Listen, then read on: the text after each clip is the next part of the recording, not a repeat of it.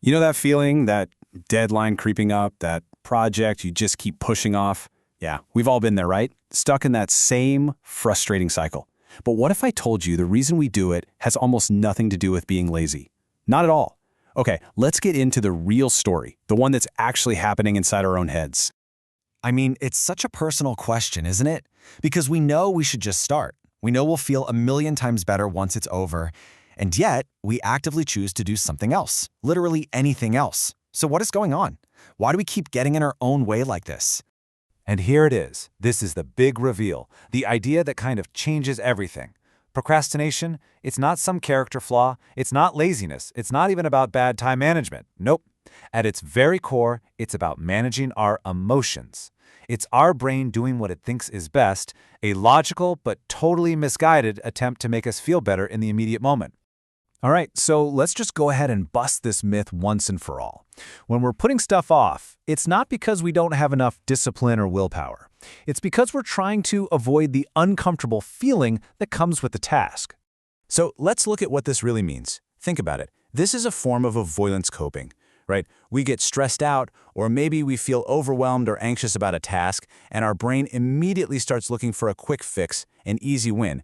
It basically hijacks our attention and points it towards something way more pleasant. Like suddenly deciding the entire house needs to be cleaned, or falling down a rabbit hole of cat videos, all for that little hit of temporary relief.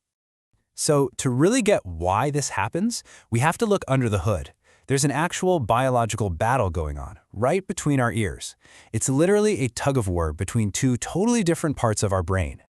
Okay, so on one side of the rope, you've got your limbic system. This is the ancient, primitive part of your brain. It runs on pure instinct, and its main job is to make you feel good right now. On the other side, that's your prefrontal cortex, the modern, rational planner.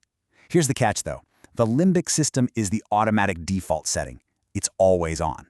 Our planner brain, we have to consciously turn that on. And, well, let's be honest, the default setting usually wins. So here's the key thing to understand. When you even think about that big, scary project, your limbic system doesn't see a spreadsheet or an essay. It sees a threat to your immediate happiness. So it does what it's designed to do. It triggers a primal flight response.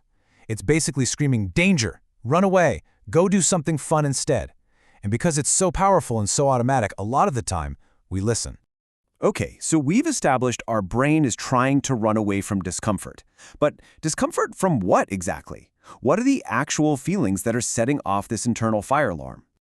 Well, research points to a few usual suspects. It could be that pit in your stomach anxiety of just not knowing where to even begin. Or maybe it's the fear of failure, the worry that whatever you do, it just won't be good enough. Or, and this is a big one, that crippling feeling of being completely overwhelmed.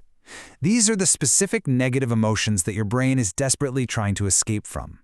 And this right here, this is the perfect example of the perfectionist trap. It's this all-or-nothing mindset that sets these ridiculously impossible standards for ourselves. Your brain basically does a quick calculation and decides it's way safer to just not start at all than to risk creating something that isn't perfect. And the result? We do nothing. Okay, so we put the task off, and for a second, we get that sweet, sweet relief. But what's the real cost? What's the price we pay for that little moment of comfort? Yep, for a little while, the stress just melts away. We've dodged the bad feeling and our ancient brain is happy. But that feeling, it's a trick, and it comes at a huge long-term cost. There is this big study on college students that's really eye-opening.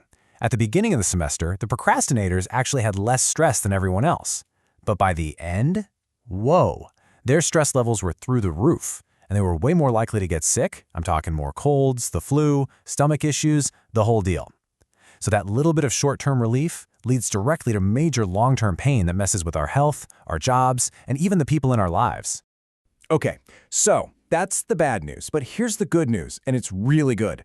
Once you understand the why behind procrastination, you get a whole new set of tools to fix the how. It all starts with changing how we look at the problem entirely. If you remember one thing from all this, let it be this. The key isn't better time management, it's better emotion management. Seriously. Trying to fight this with a new to-do list app is like putting a Band-Aid on a broken pipe. It's just not going to work. You have to go to the source, and the source is those uncomfortable feelings. So here's a super practical strategy, and it's backed by science. It's called the 15-minute rule. Here's how it works. You commit to working on the task for just 15 minutes. That's it. The goal is not to finish it. The goal is just to start. This lowers the stakes so much that your brain's alarm system doesn't go off. And this is crucial. You have to give yourself complete permission for whatever you do in those 15 minutes to be absolute garbage. Because most of the time, just getting over that initial hump is enough to break the spell. And to take that idea even further, try adopting what some people call a draft zero mindset. This isn't your first draft, not even close. The only job of draft zero is to exist. It's supposed to be bad. This is how you fight back against perfectionism. And if you combine that with breaking the task down into ridiculously small steps, it's a game changer. Like, write the report sounds terrifying, but open a new document and just type a single headline, yeah, you can do that. And finally, let's talk about maybe the most important and definitely the most counterintuitive part of this whole thing. You have to stop beating yourself up.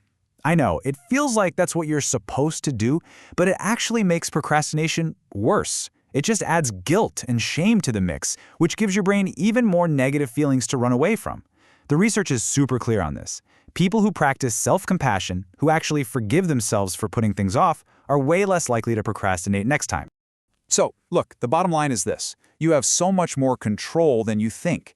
This isn't a battle of willpower. It's about understanding how your brain is wired and then working with it, not against it.